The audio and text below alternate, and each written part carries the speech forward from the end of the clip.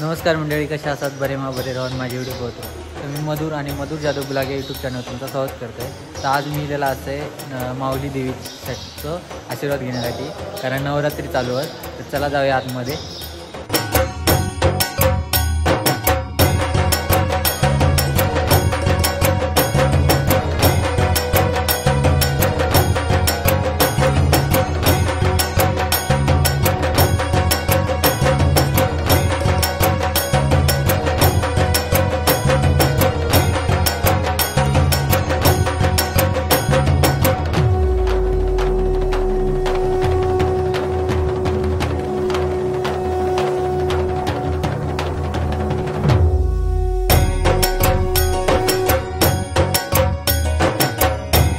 तर मंडळी, मंदिरमधून आशीर्वाद घेऊन गेलेलो असो आम्ही.